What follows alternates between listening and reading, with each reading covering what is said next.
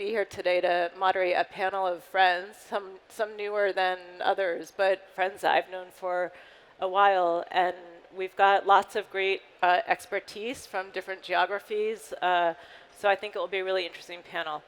Maybe just to start out, can each of you give an introduction of yourself and your investment vehicle? Of course. So, is this working? Yes. Awesome.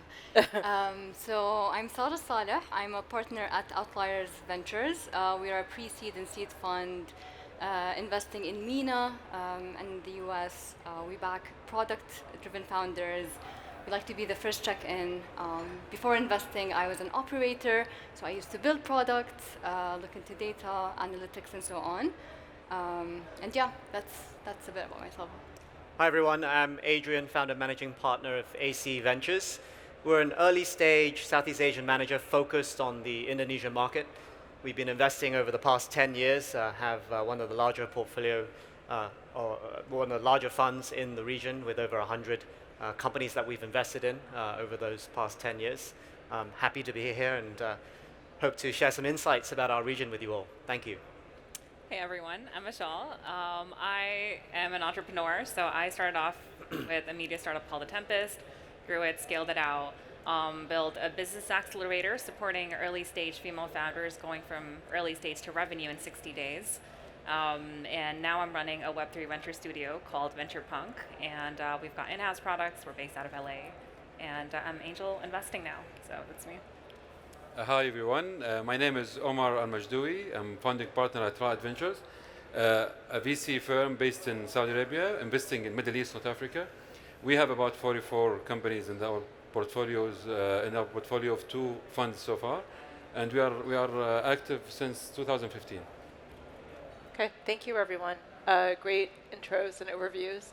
So to start out, we know that you're all investing in some of the same markets and some a little bit different.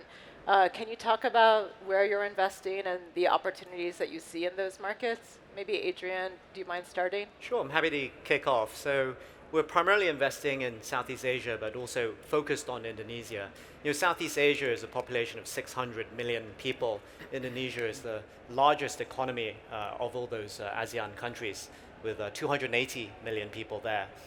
I was actually an entrepreneur in China before moving to Indonesia in 2010. But when I first went to Indonesia, I saw that there were very few of the digital heavyweights that I'd seen built in China. Back in 2010, there were no horizontal e-commerce marketplaces, no online travel agents, and so on and so forth.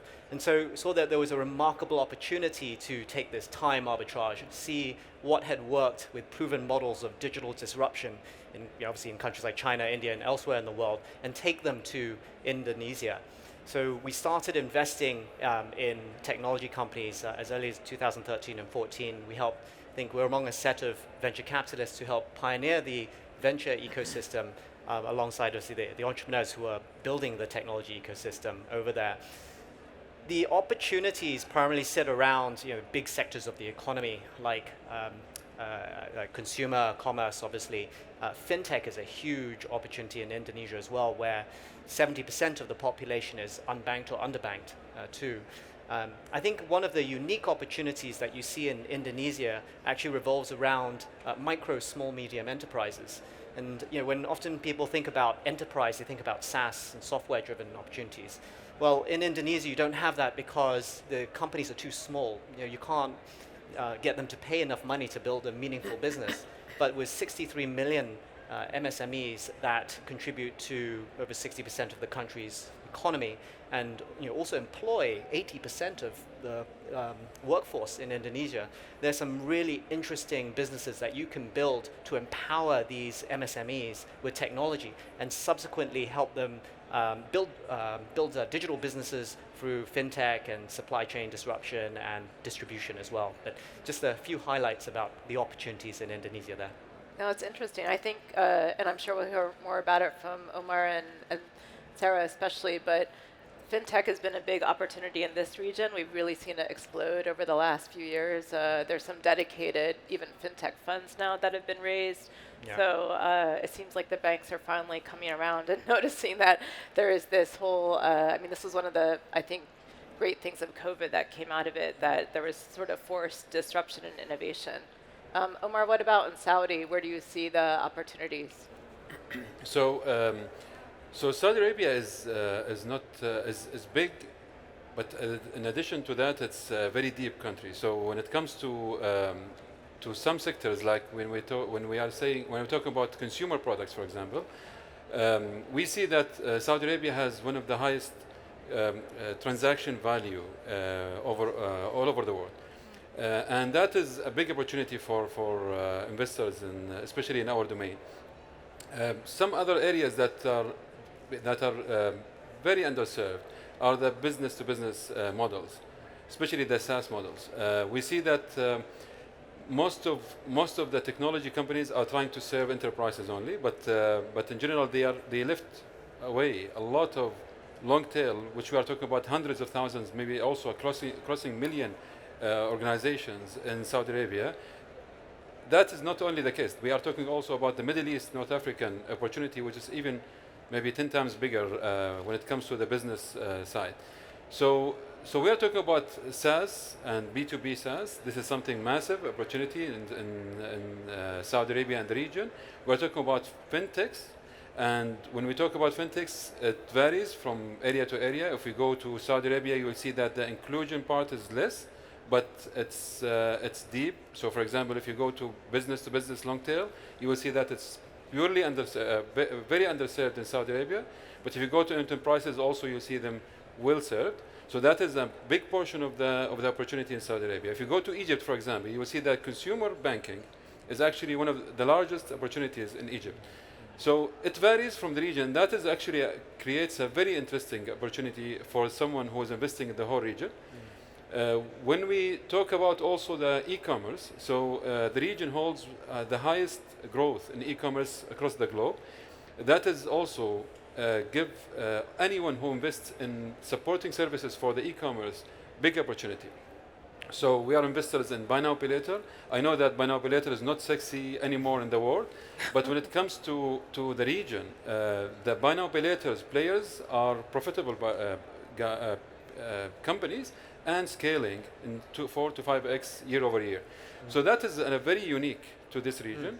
Also, to add to that, the food deliveries across the globe, they are losing companies in GCC particularly, and in some areas in Egypt and some areas, they are profitable entities. It's very interesting, very good place to invest, especially that the path to profitability is much shorter than anywhere in the world. Do you want to add anything to that, Sarah? Yeah, I actually love what you mentioned about buy now, pay later, because I think it really highlights the essence of the region. But I guess the way that we think about the opportunity in the Middle East is not necessarily sectoral. So we do like fintech, we do like infrastructure plays, we like e-commerce enablement, but what we like more than that is where the region is at today compared to like 10 years ago. So if we take a step back and look at what companies were coming out of the region 10, 12, 15 years ago, a lot of them were Uber for the Middle East, Grubhub for the Middle East. It was like, we have a business model, we bring it, we grow it. It's a cookie cut model. It's fine, it works, but what excites us and why we're investing in the region today is we're seeing a growing density of founders who are building for the region, from the region, using very local insights, a very unique approach at identifying a customer segment, a problem, and then solving particulars that are very region specific. But then parallel to that is that the ambitions are no longer serving for Saudi or serving for Egypt or serving for the UAE or other markets. It's solving for that customer segment globally. So we like that a lot. And I guess if I were to summarize what are the things that we're seeing that makes us want to double down on the region, number one, it's just like the growing density of those founders. Number two, it's just incredible when I'm talking to a lot of international investors that previously used to ask us, why should we invest or should we invest in the region? The questions are now closer to like, okay, we're investing, where do you think the opportunity is at? So the mindset kind of changed from skepticism on the region to like just trying to identify where the areas of opportunities are. The third thing that really excites us about the region, why we see a lot of potential, is the exit probabilities. So statistics, the curve of probabilities is a function of the data behind it. And again, if you look 10 years ago, this curve was informed by maybe a couple of acquisitions. Like it's good, not fantastic. But then we had multiple acquisitions in multiple sectors, good validation. A couple more years, we have $1 billion acquisition, actually $3 billion acquisition, fantastic. And now we have an IPO that's tech-based. So all of that is kind of changing the dynamics of how I'm underwriting an investment in the Middle East in a way that makes me and other investors in the region a lot more optimistic about where the region can go. No, that's really insightful, I think, especially around the exits opportunity. Mashal, do you want to talk about Web3 and the opportunity in the region? I'd say it's a little bit early on. I definitely feel like there's a gap in a lot of the development layer and a lot of technical development happening in the region. So a lot of our work is at, and we've got a bunch of different projects, but some are at the infrastructure level, some are more consumer facing. And Web3 as a whole, I think in terms of philosophy, we're global by nature, right? So we're not really region specific. And we feel like right now, a lot of the products are crypto people building for crypto people. For a lot of people who haven't really had a wallet or interacted with crypto as a whole, like it's just terrible products as a whole. So we really want to tackle that, and we want to make products that are usable, that are easier to understand as well, and there's that education element that's so important. And so one lack that I'm seeing, and I'm hoping we can fix that in the region, is actually more education at a technical level. I've got a security background, and I know we've got the talent, but it's that initial couple of years that really need honing and that really need that mentoring and building out and experiences, right? To be able to work with these different protocols and things like that. And so I think that's definitely one that is missing here right now. And I guess just to add in terms of opportunities that we see as Mindshift, I'll maybe hijack the microphone for a few seconds, but we see opportunities to invest in women. So women in Saudi and across the region are really, I think, sort of the secret sauce that hasn't been leveraged enough. The graduation rates, the STEM background has been much greater than even we've seen with male graduates. So there's really just this whole source of talent that hasn't been leveraged in the region. Because the labor force has been more restrictive, there has been more of a tendency of women to become entrepreneurs, because women in general like to have more independence and flexibility, and being an entrepreneur gives you that. So, I mean, surprisingly, this isn't what I think is sort of the mainstream narrative. If you're talking to someone in New York or London, when I tell them that we're focused on Arab women as entrepreneurs, they're shocked because they're not aware of this. I think the narrative is still shifting, but we see actually many more opportunities in the region than we do even in the US, for example. So I think it's something that's not talked about, but there's definitely a lot of opportunity there. Just maybe to flip the coin the other side, what are some of the difficulties or challenges you faced in investing in the regions where you operate? Omar, would you like to begin? Yeah, so because we are in a bit fragmented region, I think one of the largest obstacles for a company to scale is regulations. So, for example, especially if we are talking about fintech. So, if I'm a Saudi-based fintech and I want to expand to UAE, I need to start establishing my regulation in Dubai and Abu Dhabi, and then in other areas. And then if I want to scale to Egypt, and then so this is really one of the real obstacles scaling. This is why sometimes it costs more for a company to scale in the region more than, for example, let's say an Indian or a Chinese startup. But that is not really the only thing. There are also the scarcity of talents. I think this is maybe one of the largest obstacles that any company that is growing very fast is trying to rectify. So these companies are coming with big ambitions to reach big goals, and that is the fuel for that is money and people. And money is maybe now it's under, let's say, rectification. So now seed investments are available in Saudi Arabia and GCC. It's now more and more available in Egypt. It's more and more available in Tunisia and many others. But when it comes to the talents, the growth rate of the availability of these talents are not coping up. So this is where I think there is a gap, and this gap is becoming more and more obvious and need to be hedged. And I think there are ways to do it, but maybe it's not really the time to mention them here. But mainly I think so there is like high concentration in talents in some areas in this region, like Egypt, Tunisia, Jordan, and there are areas where the talents demand is increasing very fast, like GCC, and I think creating ease of movement, ease of synergy between the countries, particularly in this type of talents, I think will create a massive opportunity for everyone here. And Adrian, how about you? Do you see the same issues? I saw you nodding your head, so in well, Southeast Asia. Yeah, I think certainly if you ask anywhere, capital and talent tends to be something that comes up quite frequently. I would say on the talent side, we've made some great moves towards unlocking a lot more talent because of the large unicorn and late-stage technology companies which have trained up this new generation of technologists and engineers. There is more talent that's come back into the ecosystem. I think Indonesia itself has also created favorable environments for expatriates and people with experience from elsewhere to come to Indonesia and build companies there. I think companies have also been quite enterprising in terms of outsourcing and when it comes to engineers and looking to other neighboring markets, including India and China, in order to build out the engineering base.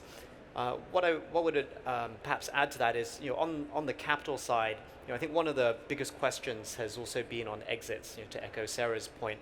And I think it was only more recently in the last 12 months where we've had the listing of several of local Indonesian companies. Bukalapak had raised over $1.5 billion on the local exchange. Gojek too, similar amount, and market caps combined is over $40 billion. So now investors are finally being able to see that there's liquidity on the horizon, and that I think will trickle down to be able to attract further investors to Indonesia. We don't, on the other hand, face the fragmentation issue as much because, as mentioned, as Indonesia is the largest market in ASEAN, I think it's able to grow companies to the billion-dollar size without having to go multi-market. And the regulatory issues, do you have as well or no? Certainly, I think Omar brought up a good point about fintech. I think everywhere fintech regulation is an important part. Stakeholder management and ensuring that you are complying in the right ways with regulation. I think one of the things that OJK, the regulatory authority in Indonesia, has done a great job of is being very proactive with engaging with startups. My partner sitting in the audience, he's actually the head of the Association of FinTech, and they have a very good dialogue to make sure that the incoming regulations have got feedback from the startups. And they create a sandbox as well that when startups are starting and they don't have the sufficient regulation, then they have the freedom to be able to experiment. Okay. I was just Mashal, going to add on. I think there's another jumping out of your seat. So there's, in the last 2 years, especially COVID and post-COVID, we've seen a record number of women starting businesses that aren't necessarily tech-focused, but are tech-enabled. And that's a really big area. And these are super early stage that don't even require pre-seed, right? And getting them to revenue, like that's a big one because they've got fantastic product focuses and they really know what they want to sell at the end of the day. But not enough. And so I think even for the tools to help them run their businesses, a lot of Shopify tools and other no-code tools that help them run and just really grow. I think that's a big opportunity area we're seeing across the board in Pakistan, here in the UAE especially as well, and that's just been growing. Yeah. And what do you think, Sarah, about some of the challenges of investing in the region? Yeah, so I guess it's not surprising, I'll also say talent, but I also want to add some of the nuance here, right? Because one big question is that do we have talent? And I think we're trending positively. So the first question is there high density of talent that can do the engineering roles, the product roles, the ops roles, BD roles, and so on, data science? And I think we're there. As an ecosystem, MENA is still super early. I think with time, as we get more Kareems, Kitopis, and like all those other companies that allow the talent not to just only build their skills, but also see what a scale-up looks like. I guess that's also super important. One other nuance that I think is super important within the context of talent is the attitudes towards startups. I think I'm super happy that a lot of the talent market is excited about startups, but I think there's a hype that comes with it that startups are fun and we're going to go and build, but it's really hard to build a startup from scratch. And I think the attitude should be one of excitement, but also of like perseverance, of just like understanding the trade-offs, everything from how do you think about your comp package. Like it's not just like comp, it's just comp and equity, but also how you think about your role within the firm or within the companies. You start as a generalist, you grow as a specialist. Everyone is expected to grow and learn. You have a lot of contributors that you can't drop the ball. So I guess there's a lot of nuance to talent that it's not fair to just say, let's just get like engineers, let's just like bring in folks. We need to get different types of the equation Right. right to get it there. Yeah, and I think also the culture of the organization, right? So how do you bring together a successful the successful DNA of the company that you're building, and does that come just from top, or is that built up? I mean, that's really actually I think the magic of startups, that this culture that's created is really new. So you have this opportunity to do things differently, and not recreate kind of the patriarchy or the entrenched cultures of large companies that have been around for over 100 years, or governments. So yeah. You know, even with experience, though, I will mention, even if we've got a lot of experience and talent. One thing that most startups are struggling with is like customer acquisition, because algorithms keep changing, and that's on social media platforms. That's not necessarily on them, because a lot of things, even if they're trying to stay as up to date with all the changes happening to privacy and what people enjoy consuming and changing consumer behaviors, like that's affecting a lot of startup players and the costs, and I think that's a big one as well.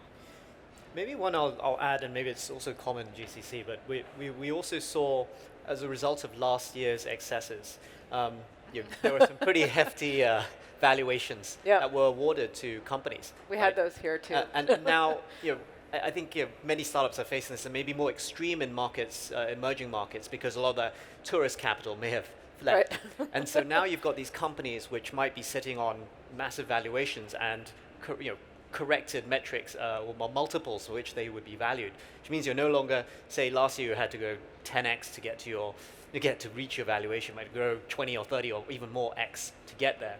So I'm curious how you're seeing the startups navigate that. I mean, share from our perspective, I mean, certainly they've taken actions for cost rationalization, making sure that you're focusing on your fundamentals and being, where possible, to get to self-sustaining, right? So you're not necessarily having to go to the market again. Yeah.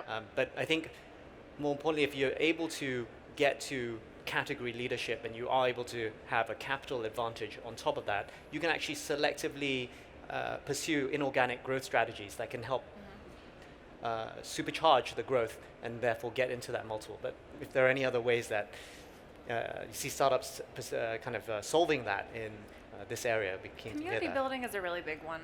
And I think especially in emerging markets, there's a lot of community aspects, right? But we're seeing this trend where people want to feel connected, and so everyone is building a community. But if you can really connect with your users and build that connection, I think, especially with Gen Z, we're seeing more loyalty. And that's a good one if they align with the values and if they feel like the founders are being transparent enough. And I think that one-on-one storytelling, that's really important. So that's been helping out a lot. And then working with community builders in different pockets in whatever region the startups are focusing. So some of more of the consumer-focused ones that I've been advising, they've really been able to work with community builders and have growth strategies and just work on different ideas that have worked out for them. Not everyone can do it masterfully, so really understanding the region. That's why having that local talent and experience counts. But that's been a big one. I think, and I'd love to hear from Omar and Sarah also, but I feel the valuations are still inflated here. So, and there's a lag in the region generally, usually kind of 4 to 6 months from when global markets start to drop.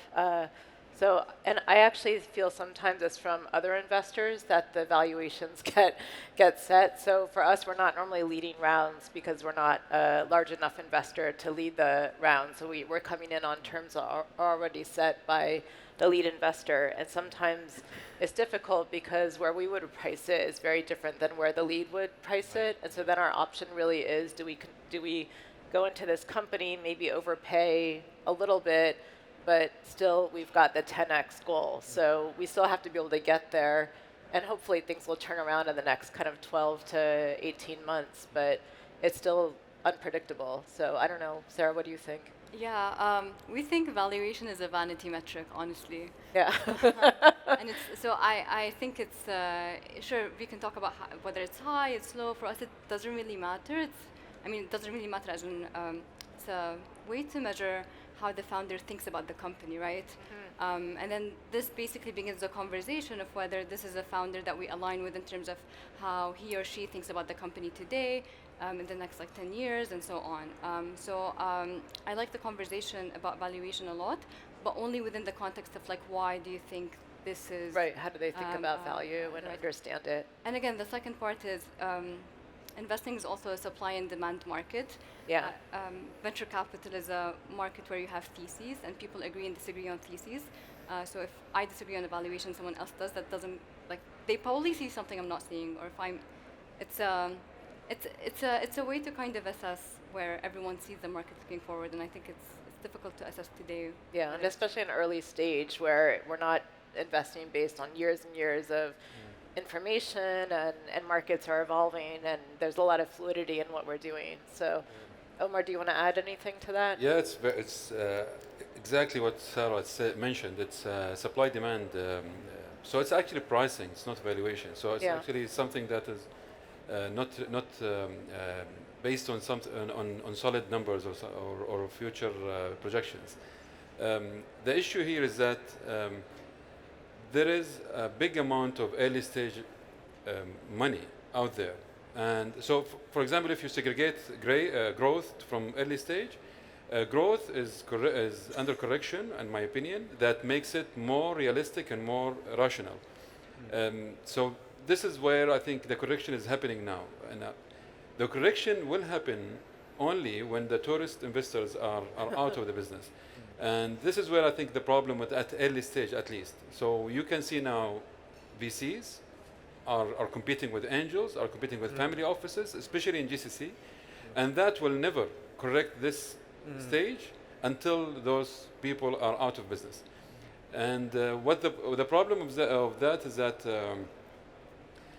early stage investors, to really be aware of the problem that you've created to the company, it will take you 3 to 4 years, because things will be very hard for you to raise growth stage at higher prices down the road, and that will be on the cost of your shares, of your stake in the company, and also of your pool of investors.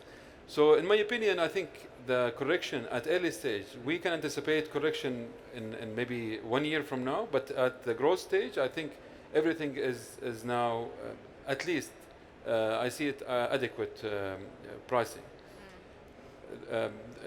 This is my take on the evaluations, and yeah, that's it. No, I think it's a good point. We saw this also where companies start to get the pricing is too high earlier on, and then they get outpriced in the market when they need to raise capital. So then they either need to do a down round or sometimes even run out of cash because they're not in a position to be able to have the runway to last. So and sometimes it just does the founders and the investors, I think, a disservice. So now I wanted to turn more to maybe talking about how some of your roles as your backgrounds as operators has influenced your perspective as investors. I know especially Mashal, Adrian, and Sarah, if you can talk, maybe share one story from your operator days that's helped to guide you as an investor. Yeah, there's going to be a lot of confirmation bias in what I say now. But basically, so I used to do product, and I think that gives a special lens when looking into companies. It also informs our thesis a lot, how we think about the founders, how we think about together about the metrics that they're looking at. Are they looking at the right metrics? Are they optimizing for the wrong or right outcome? And that's definitely informed by going through the process of developing a hypothesis, going to market to test it, and just like having the flexibility to just like go back and iterate until you find the right product market fit. We do that internally in our fund. We do that with our portfolio companies. But a lot of that is basically how we approach the market. I don't have a single story for you, but that's an anecdote. Next time. Time. And Adrian, do you have a story you want to share? And I think one of the areas, because the partners at our firm, we've all been operators actually, and we've done everything from kind of starting the companies, taking a company public, our own companies public, as well as selling companies. So we've seen the life kind of cycle of a firm, and one of the things we really emphasize when we get on board with with a founder is to say that we're their partners in building this business. And when they're building a business, it's not just a product, right? To your point earlier, you're building a company which consists of people and building that culture and making sure that you have an organization and a structure that scales over time is really important, because what normally will kill the company is, yes, maybe capital, yes, but then it's going to be because your people structure, your people and talent is not scaling with the business at that same time. So a lot of that has come from the experiences of the partners and having built companies in the past and making the wrong hiring decisions. And that's how we want to differentiate ourselves when we work with these founders, because we want to know that when we're investing, it's very much more than capital. It's about bringing the know-how as well as the kind of resources and experience that we have to them. Yeah, no, it's a really good point. And Mashal, what about you? So many stories, horror stories. Just one. Survivor stories. So, I mean, media is such a fast-paced industry, and we tried everything we could in terms of understanding people, what's going to make them pay, and once they start paying, what makes them stay on month over month. So a lot of the media DAOs that I'm seeing in Web3 are still very new to a lot of Web2 strategies when it comes to media and acquisition. So using a lot of those techniques and helping them build a solid plan for that's going to be valuable and it's going to make people stay, and understanding sentiments as well, just around how do you keep them in the funnel. Onboarding experience is very specific, tiny little things that make the biggest difference to people when they're essentially just paying for any service and subscription models, right? And so that's been super helpful now. And it almost feels like I feel like a sage at this point from the media side because of how much we've done, but that's definitely been super helpful. Cool. So Omar, you've gone from kind of a family office, more, I guess, manufacturing background into the technology world. What was the basis for this decision, and what has the transition been like as you've been kind of going into this different asset class? Yeah, that's a very interesting question. Thank you, Heather. So actually, I came from a family business. Actually, my brother is here also, Yusuf, the president of the holding.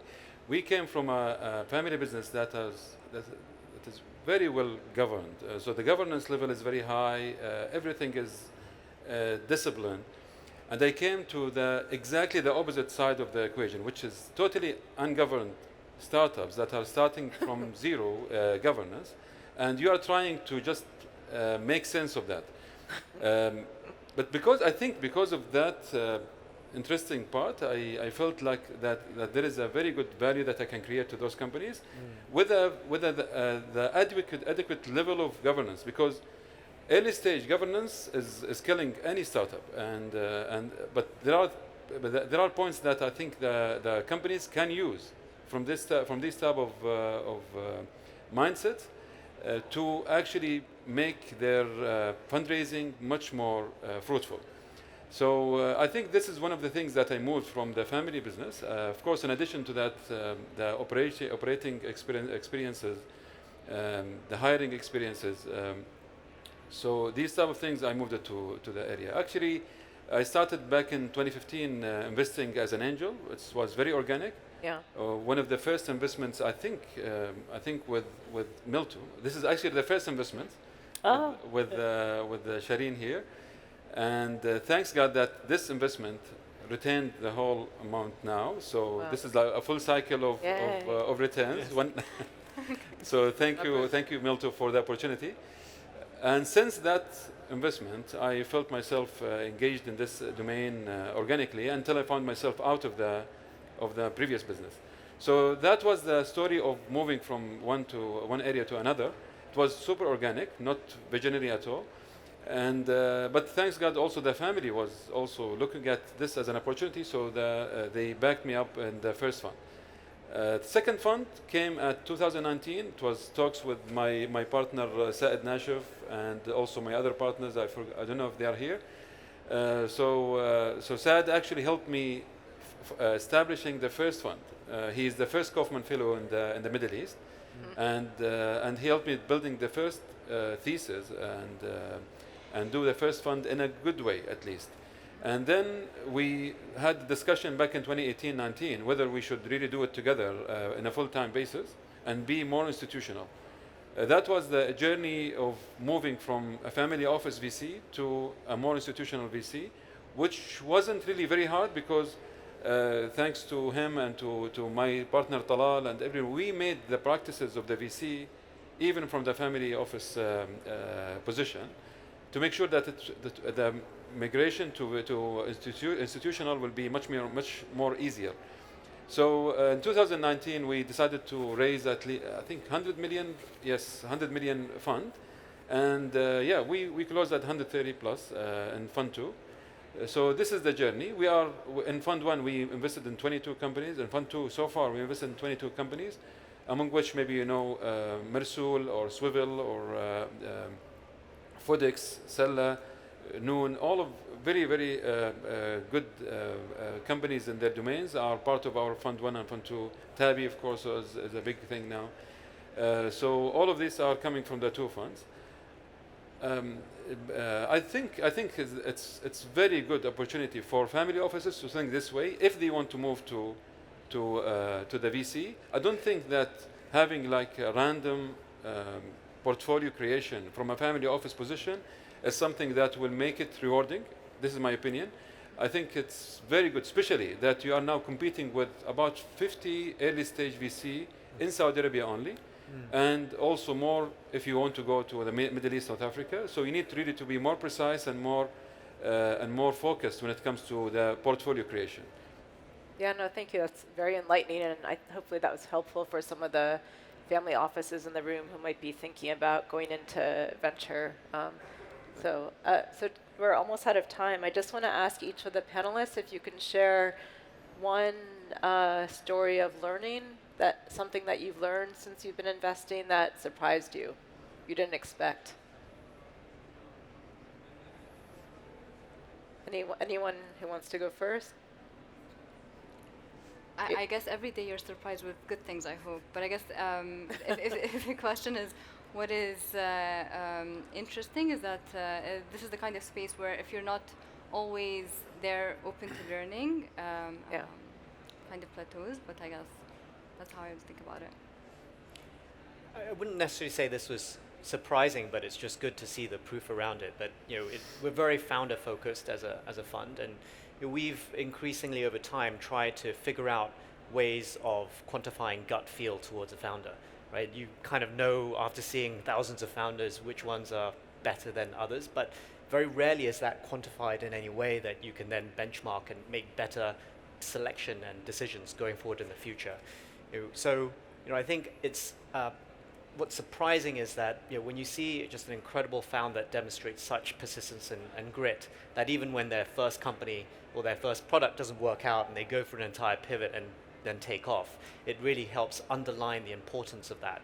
And so I think another thing that we kind of learned from and taken away from that is when we're meeting with companies, because we're investing in not frontier technologies but frontier markets, we're trying to diligence the founder.